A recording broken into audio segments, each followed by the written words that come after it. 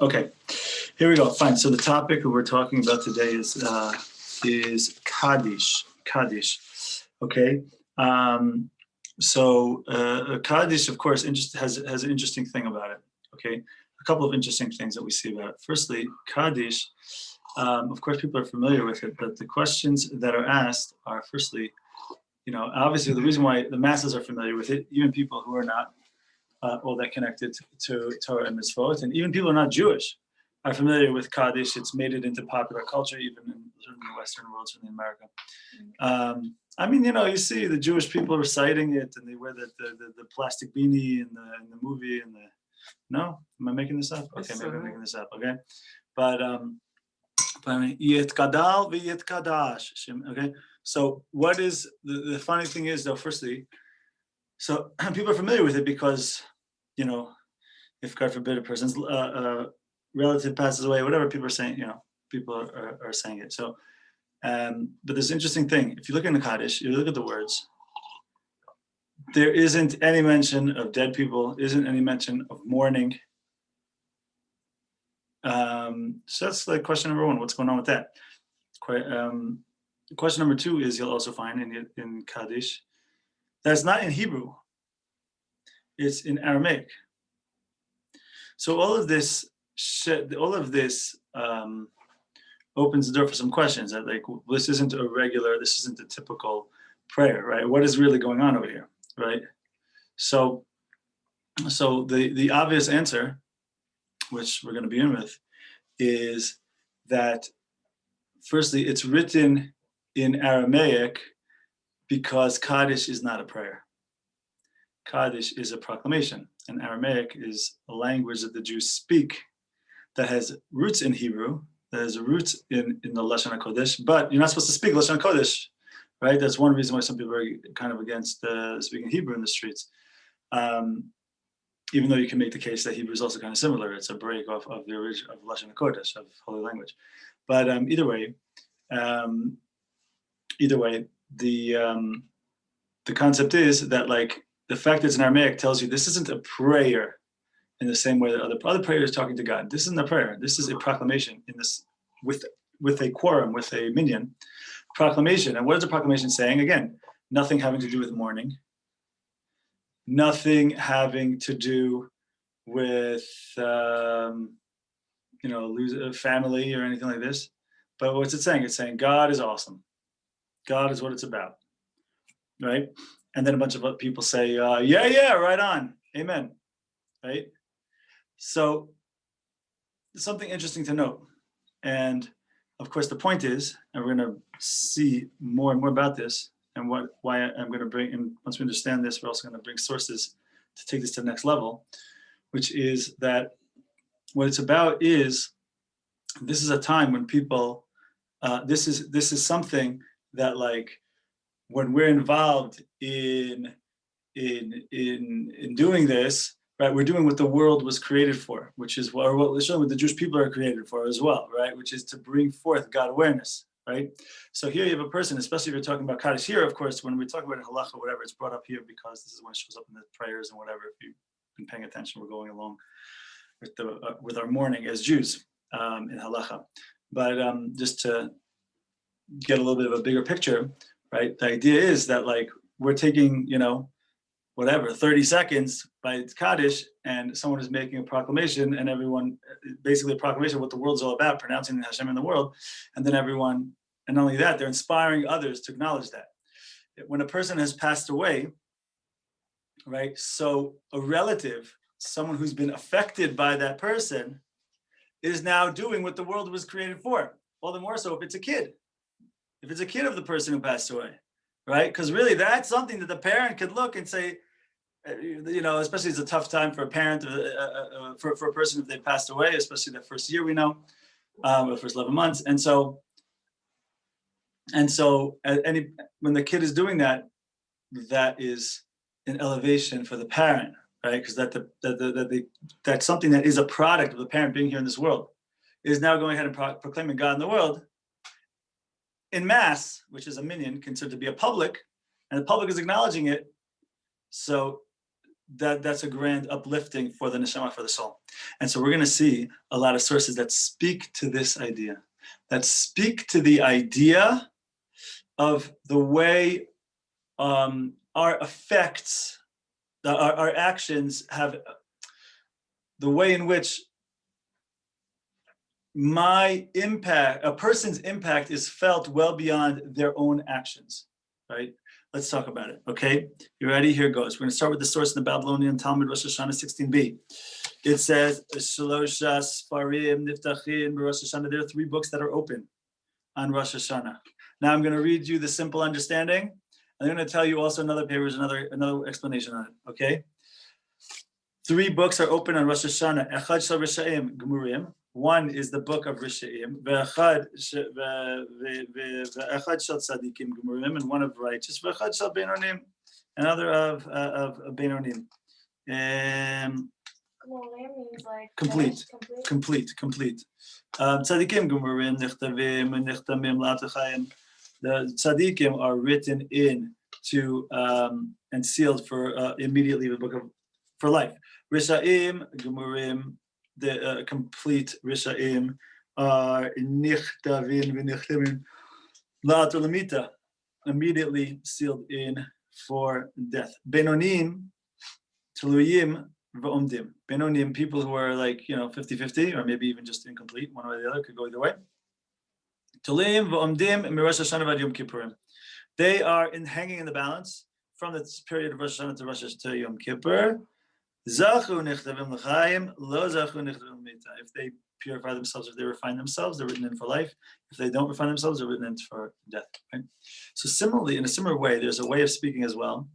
And probably this is the source I probably should have brought, which is that the book of life is open and the book of death is open, which is kind of similar to what it says here. But there's the idea that the book of life is open before God and the book of death is open before God. Right? And so there are those who say that, okay, those books are open and God inscribes people into these books on Rosh Hashanah. And of course, that's a simple understanding. But those who explain, no.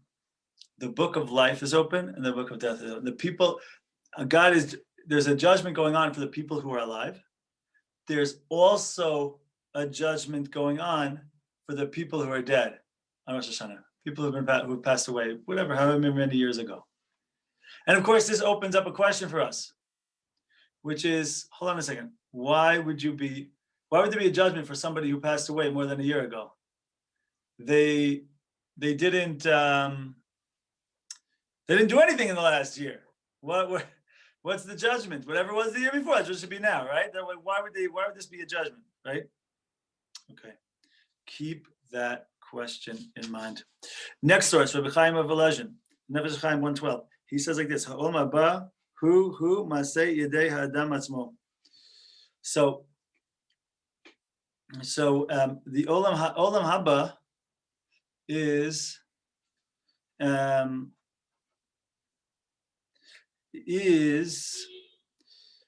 the result of the action of a person. Meaning, that a person expanded themselves, they went ahead and fulfilled what they needed to fulfill, fixed what they needed to fix in themselves, in their actions. Right,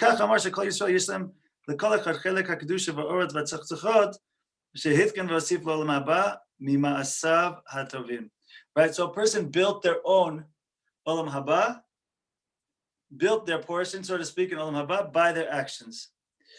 V'chein onesh hagehenam inyano gamkin. So it's the same thing.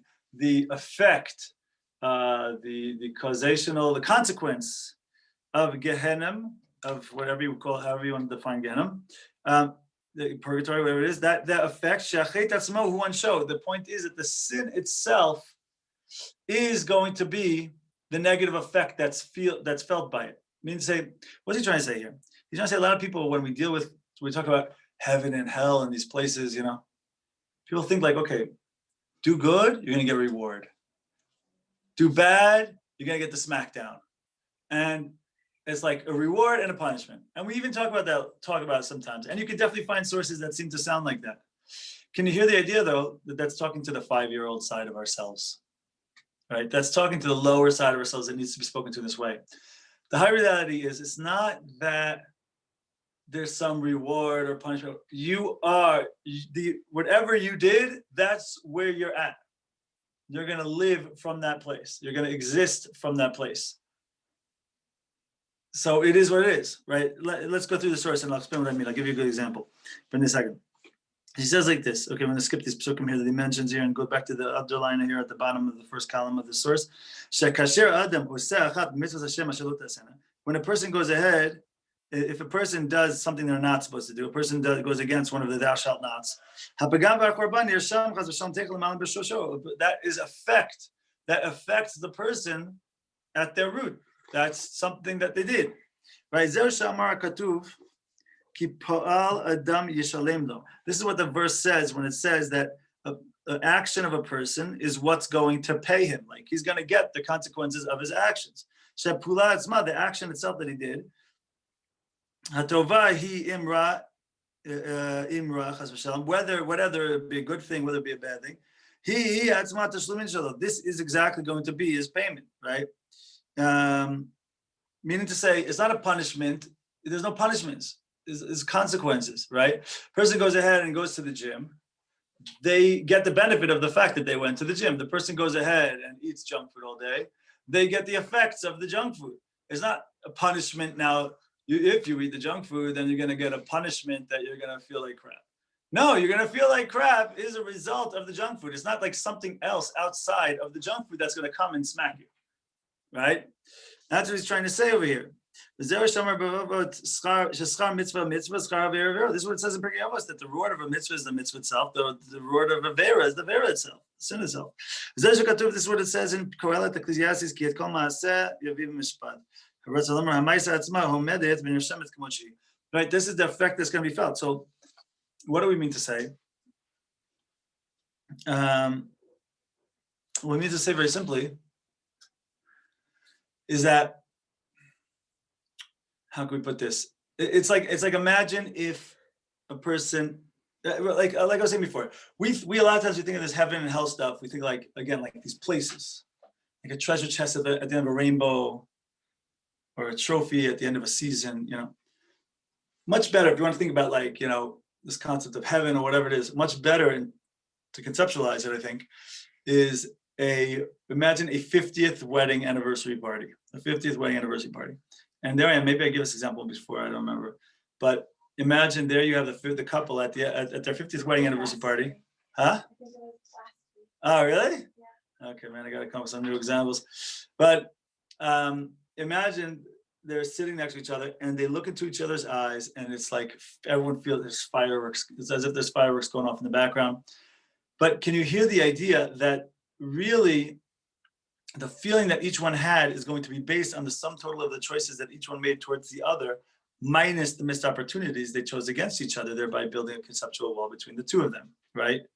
Nothing more, nothing less. That's what they're going to experience. So it's not like that it's the reward or it's a punishment. It's not, forget these words. It's just like the relationship is going to be where the relationship is at, based on the choices, based on their potential, based on what they did, given the reality of their potential and reality of their situation, right?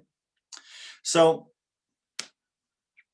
fine. So this is, so we're going to see another source that doubles down on this, okay, and explains it even further, okay? And this is, and soon we're going to see why I'm even bringing this over here, right? This is going to be Rav Shlomo Elyashiv, the Leshem, Hakdamos Yesharim 6:6. He says like this.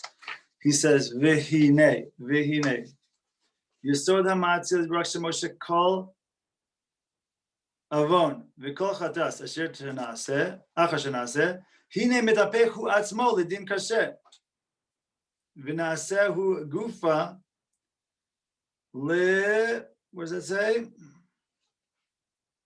Something not good. So basically, what's he saying? He's saying, look, the negative thing that any negative thing a person does, any sin, any mess up, right? That itself becomes the din, right? A person disconnected from their spouse, that it's the feeling of disconnection is the effect of the disconnecting acting they did, right? So the same thing with Hashem, the same thing with God, the same thing with our soul. right? Who Yetzer Hara, who Malach Mavis, like it says in the Gemara. Like it says in the Gemara, blah, blah, blah. So who Yetzer Hara, who Malach Mavis? The Yetzer Hara is the Malach Mavis, right? The Malach Mavis is the one who, quote unquote, comes to collect payment, right? Yetzer Hara is the one who incited the person in the first place to do the negative thing. But it's all one and the same. It's all one and the same. That's what it wants to say, right? Yored, what happens? Yetzer Hara is a Malach Mavis. Yored u mit'eh, va'oleh u margiz, notel reshut, v'notel neshama. Right? What happens? The Yetzer Hara is an angel. Comes down here, entices a person. The person messes up, he goes up and he goes and makes a prosecuting claim to God. Hey, look at this guy. Look, he messed up. And then asks Rashut to kill the person basically because of his mess up. Gets Rashut, gets permission, comes down here, takes the soul. He's the initiator of the whole thing, but it's all the point is it's all one thing. It's all the action is the effect is the action, right? So the truth is all negative things, all the consequences of all of our actions, anything that happens in this world, right? We just gave an extreme example, one that results in death, right? But the point is any negative action and any negative result, any painful result, they work this way. Whether it be in this world and whether it also be beyond this world, whatever the soul's feeling in the next world, right? It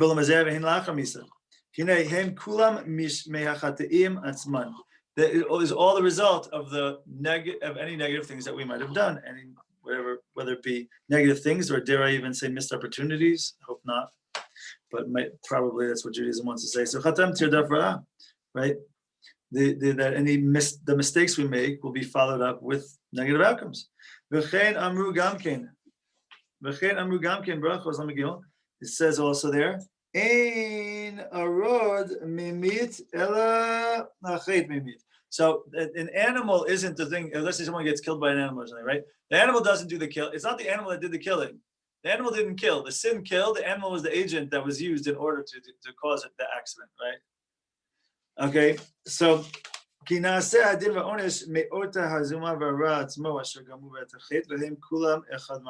it. This is the story. The chait is the negative thing. The negative thing that was done is the result of the negative thing, right? Person drank some kind of poison, and then afterwards, person got sick from the poison or whatever, right? So is the sick a punishment? No, it's a result. The poison did it, right? Can I ask a question? You just did. You can ask another one. Okay. So what we see that like the outcome of those things are mostly like directly connected. Okay, if a person drank poison, therefore he is sick. But here we speak about more spiritual things, like someone mistreated his friend or someone committed a sin. That doesn't make you sick, or like it doesn't kill you. So no. What he's saying here is you don't see how it kills you. You don't see how it makes you sick. You don't see how it messes you up, possibly maybe not in this world, but in the next world. But he's saying when the veil is uplifted, you will be able to see. If someone didn't understand how this world works, you push a button over here, the light goes on over there. Ma'akesha, coincidence. No, but it's because you don't see the circuitry. You don't understand how one is linked to the other. Okay. Do you know what I mean? So we don't see that. We don't have the spiritual sensitivity. We don't listen. One of the biggest problems we have in life post sin in the Garden of Eden, after the sin in the Garden of Eden, is that we don't feel the effects. We don't feel the good effects of the mitzvah. We don't feel the negative effects of the sin. We don't feel it. We are disconnected from our soul a little bit, a lot. That's the thing. People think that we have, Judaism says we have free will. So people think, okay, I'm holding by 50-50. No. Adam Harishon was holding by 50-50. He was a soul who knows he's a soul, and he understands the body is the vehicle by which I'm going to go ahead and do things in this world. And he understood I'm a neshama. He saw it. He experienced it. Adam Harishon was like he was clear on the reality that he's a soul. Whatever he did the sin. Now he brought Yetzer Hara into himself. So now we see with eyes that are physical eyes. Now we see our first experience is of ourselves is physical, and then it's like, oh, maybe I have a soul. It's a possession outside of me. You know what I mean? So our first and foremost, our biggest issue is that like we don't experience the effect. We don't feel the positive effects. We also don't feel these things, these things that draw us away all that well, right? Okay. So Got it. so cool. So okay.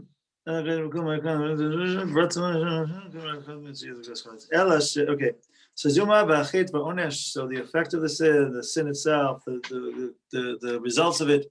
Heim kulam rak mitziyut echad. They're all one mitzius. They're all really one thing. They're all really one thing. Again, the poison and the sickness. It's the same. It's the same thing, right? It just before it was in liquid form. Now you put it in the body, and now it's coming out in the way it comes out when you put it into a body. Don't correlate it. So again, People don't correlate. Exactly. You look at it as two different. We look at it as two different entities, as if there's a I did something, and then something came along and give me a slap. Right. So we're trying to say that no. It's not a punishment. It's a consequence. It's the state of where you are. Just like I explained before with the relationship thing, right? You did something that was disrespectful to your spouse. Now there's distance in your relationship. Well, the disrespectful thing itself was distance, and it's one and the other. The distance that you've created is not a punishment. It's the consequence of that, and that's so important. Also, in whatever, I don't go into a relationship tangent right now. We could do that, but maybe do therapy another time. But the point is that this. Right, that's why you don't do dafka things. Dafka is punishment, right? So in a relationship, it's unhealthy to go like, there's a difference between, okay, I'm feeling distant right now, so I'm taking some space, versus silent treatment. That's punishment, and then I'm looking over my shoulder for you to turn around and come to me and becomes this power struggle, whatever. That's like not healthy, right? I'm hurt or whatever. I'm bothered by something. I'm healthy. I feel separation, so I'm gonna take a moment of separation, or I'm take some time of separation, whatever it is. When it's coming from a place that's natural and consequent and checking in with oneself, okay, so that's a healthy result to something that was hurtful. But when it comes to this thing of like silent treatment, now it's like, okay, there's punishment, there's an agenda, there's either it's I want to cause you pain, or it's I'm trying to manipulate something, right? So anyway, I know nobody here knows what I'm talking about, but oh, you have no idea what I'm talking about. So,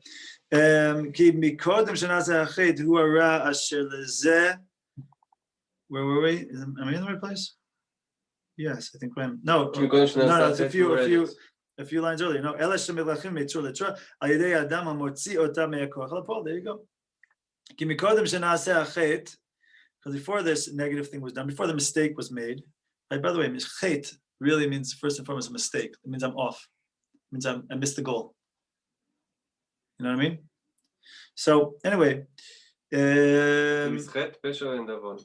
Right. How do we define the difference? Chet is by mistake. Yeah. Pesha, it's on purpose. Okay. And avon, it's to make someone mad. Yes. So I bet you have quick speaks about this. This is my team to speak about such a thing. Amen. Honey mixed with almond tea. Awesome. Let's see what we got on here. Shalom, everybody. Okay, got a bunch of avatars. So they heard the rain and they scared out. Oh yeah, there was 3 drops when I walked in. Where were we? Where were we? Mikodem shena'aseh achet. Hava hara asher lezeh rak b'koach ve'eno adayin b'mtziut klal. Right? Because before the sin was done, before the mistake was made, there was the potential for it to happen, but it wasn't actually done. V'kasher adam oseh et achet hinei hu hotzi v'himtzi et otara v'hu davuk imo miyuchad bo. But then when a person actually goes ahead and does it, right? Like always, like person has yitzhar, person has desire to do. There's a potential that a person could do something that's not appropriate. But then when you do it now, okay, now you're living with it. Now it's with you. You're with it. Basically, there's always that potential to do. There is, right? People ask the question, why couldn't God create a world without death? The answer is he could, and as a matter of fact, he did. He did. But a human being was created. There was no death in the world.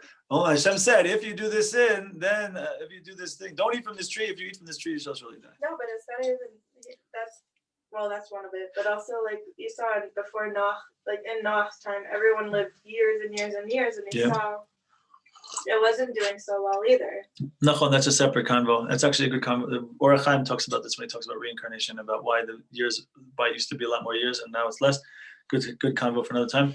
But the point that I'm trying to make is what was the point I'm trying to make? Oh yeah, that we do have, yes, that we are created in a situation where there is a capacity to make those choices, and why we with that capacity, of course, is so that we can go ahead and choose towards goodness and godness, even in a situation where there is a real opportunity to go the other way.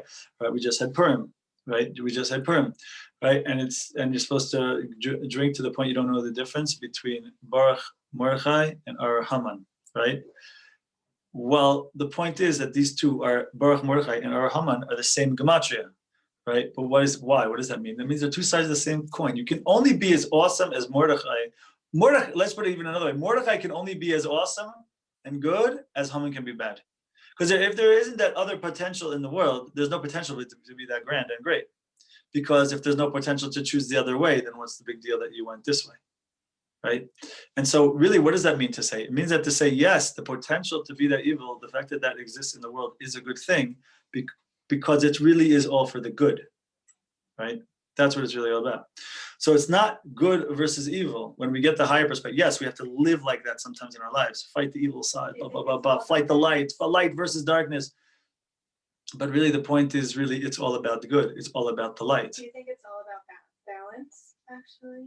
Well, I mean, there needs to be the world has to start in a place of balance, but the point isn't that you should be balanced, half good, half bad. The point is that you should be all good. The world needs to have a real choice towards the negative, choice towards the bad, so that when we go ahead and choose towards the good, that actually means something, right? So it's really about greatness, even more than good. Good, the angels already have good, right?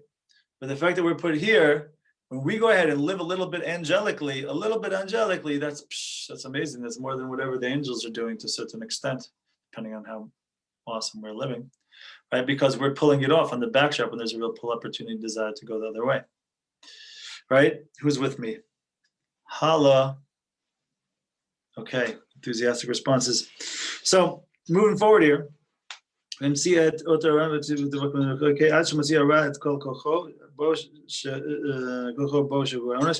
anyway, ultimately that means to say that the evil, the negative, the effects of a person's negative action then runs their course. The effects of that poison then runs its course until it's finished. Same thing with this, right? Of course, there's other ways you can, and this is not the topic here, so I didn't bring it, but also how does a person get rid of, if let's say a person doesn't want to go through the effects of this negative action, then if a person's still alive, they could do teshuvah, and they could fix things up without going through this. The person has to then garner their strength to go ahead and to overcome, even though they've accustomed themselves to stuff that's negative, even though they've tasted that negative side. Right? So, Beseder, who's with me so far? So why am I sharing all of this? Right. Firstly, I'm sharing the idea that when it comes to Olam Haba, and that's what we're sharing here as well. The point is, like we see from Neves Chaim, we see from the Leshem, the idea is that what we are, the effects, we are like our actions are not. We are the soul, obviously, right? But like our actions are. It's not some reward. It's like, okay, who were you? Right? Who were you? Now we're going to add another element right now, which is not just who were you, but drum roll.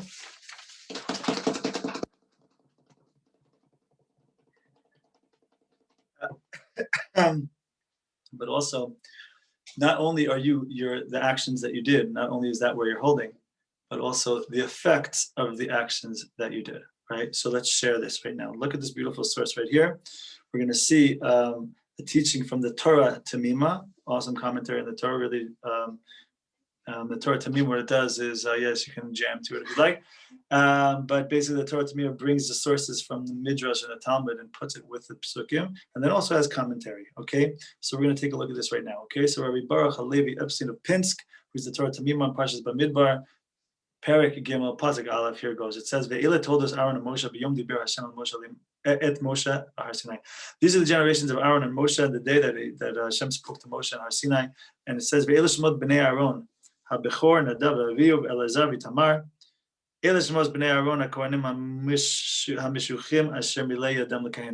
So basically, what I'm going to share with you, the point here, the point is that we see here that it's mentioned here, these are the generations of Aaron and Moshe. It goes on to list the generations of Aaron. The generations of Moshe are not listed. Obvious question, just the generations of Moshe had kids. Where are they? So now the Gemara is going to talk, and then the Torah Tamim is going to talk. Ready? Here goes. It says, "Ve'ila todos Aaron and Moshe." These are the generations of Aaron and Moshe. What does it say in the Gemara? It says Tanya. It says in a Braisa. It says in Talmudic. It says in rabbinic literature. Amar Rabbi Shmuel bar Nachmani Amar Rabbi Yonatan. Kol hamelamed et ben chavero Torah ma'aleh hakasev ki'ilu yaldo.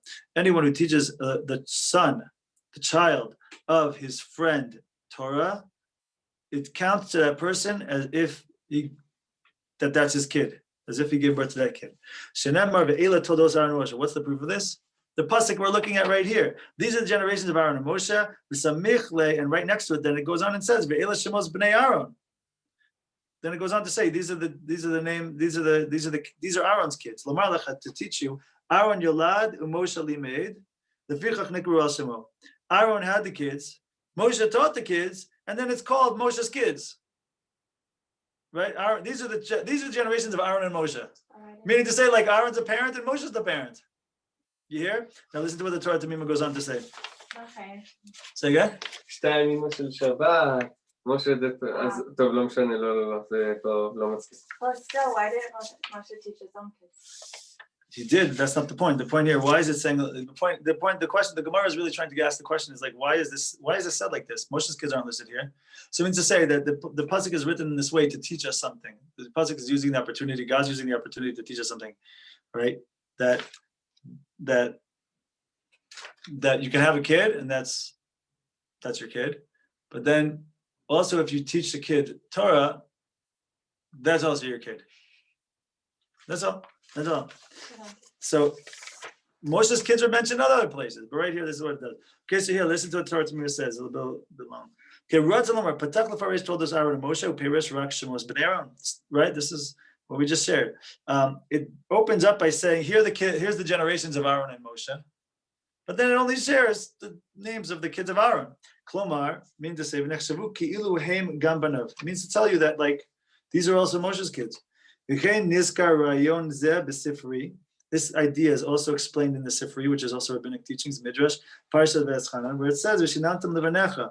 It says on the pasuk, like we say every day in Shema, "V'shinantam levanecha." Teach the Torah, teach the mitzvahs to your kids.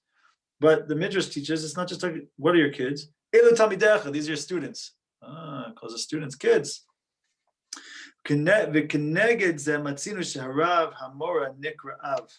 And so similarly, we find also that there are other sources which when there's a certain rabbi who's teaching, he's referred to as a parent, not just father, not just rabbi, not just teacher, parent, like a father. Just like Elisha, who was the student of Eliyahu and Avi, Elijah the prophet. So he called Elijah the prophet father, right? V'hinei lo nizbar ma sheichut yachas ha'omrim. Masher Yachas HaTorim Abu Bein the Rabbi Talmud. V'nira du'u derech lashon hakatuv of the Parshat Bereshis. Huya avi yoshev ohel u'mikneh. Huya avi kol tofes kinor ve'ogav.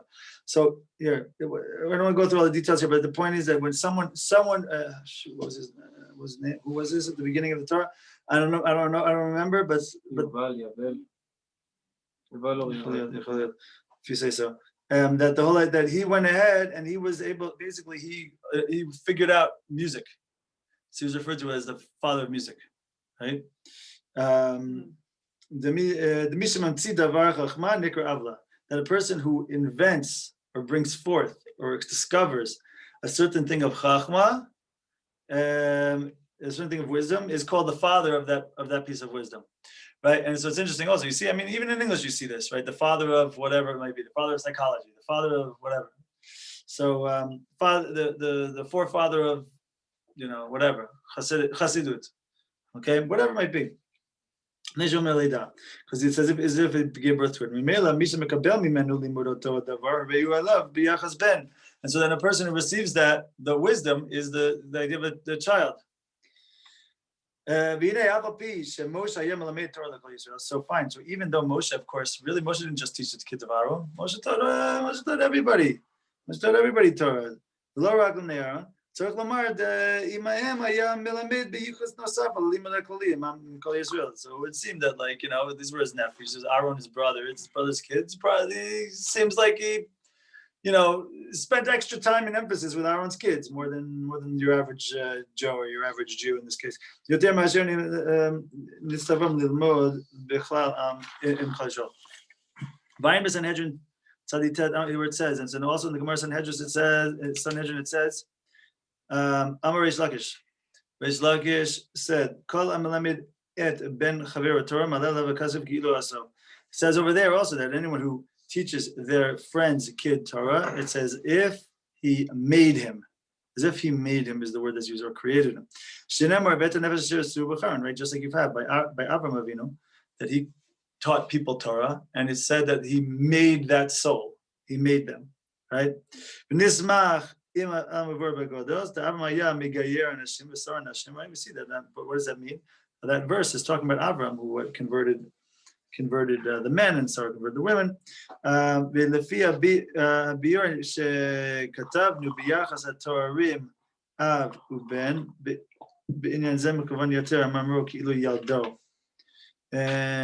טוב, בסדר. ויש לומר דריש לקיש מכוון כיוון לומר כיוון לומר כאילו עשו. And why do we see Reish Lakish? Is when we said this, he uses the word aso. He uses the word that they made the person. Why?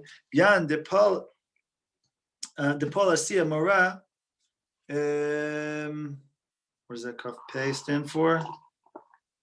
Don't know. Alatikun v'achidush means to say that you made something from. It's like as if you did something new. Ukemosh ba'asta tzarpana.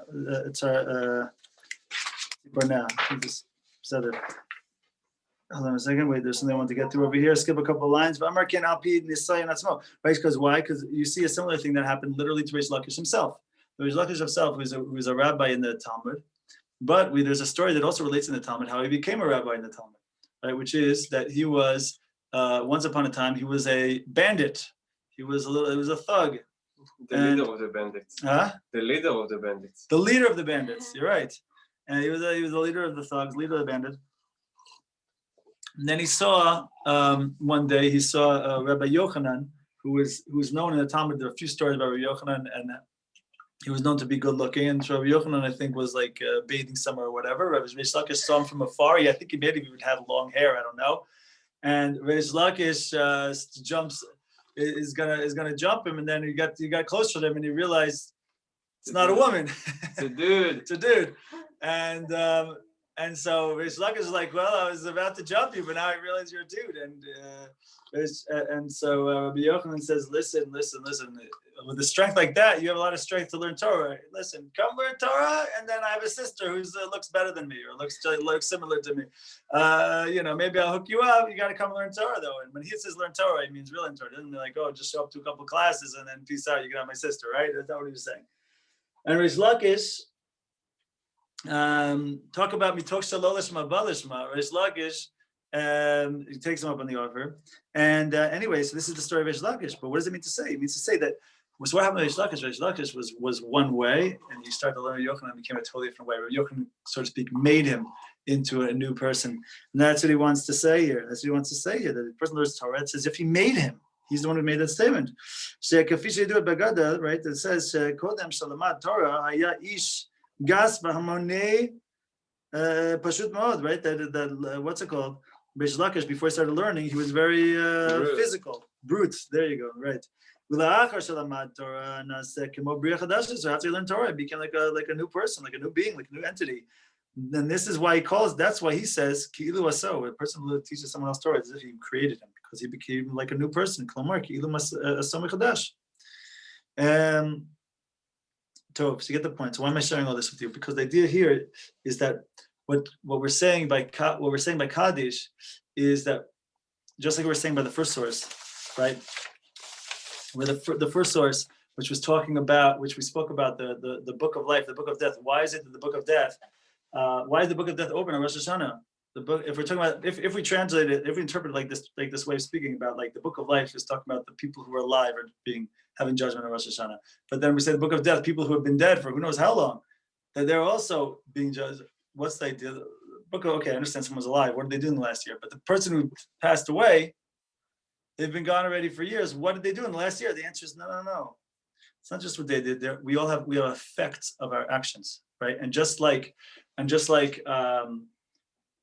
child says Kaddish, because why do they say Kaddish? Because like we mentioned before, because they're able to be a great zchut for the parent, right? A relative is able to be a great zchut for their relative because probably, they had some effect, like especially when it comes to parents. A parent could point to the kid and say, from upstairs, and say, look, that guy who's standing there for 30 seconds proclaiming, doing what the world is all about, doing what life is all about, that's a great zchut, that's a great merit for the parent, right?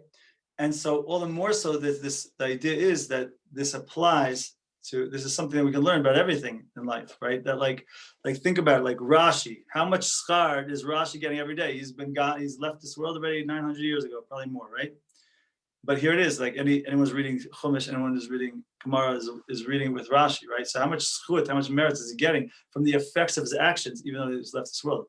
And so the point is to consider, right, in our own lives, like, okay, how can we leave a lasting effect, right? How can we leave a lasting effect? How can we go ahead and when we go, right, like the butterfly effect, when we go ahead and do something positive, what influence, what effect does that have going forward, right? Whether that be a tzedakah gift, whether that be speaking to people, right? You fix whatever it might be. If you fix a shalom bayit situation, if you just help somebody else, if you're a therapist or something like this, right? So if you change that marriage, you're changing how potentially, if there are kids, you're changing how kids grow up, you're changing how their families are going to be. So it's not just, we have to recognize that when we're doing something in the moment, it's not just that moment that's being affected, right? There's ripple effects to that, right? And so if we're teaching, there's ripple effects to that. If we're doing chesed, there's ripple effects to that. If we're donating money to something, there's ripple effects to that. People, imagine just donate money to build a hospital. So you didn't just do that one act of tzedakah. That act of tzedakah goes on and on and on and on and on and on. Then you put that beautiful plaque on, donated by, and then someone else sees it and is inspired. If they donated, maybe I don't know if that actually happened, but whatever. If they got honor, maybe I can get honor. Maybe it's like that, I don't know.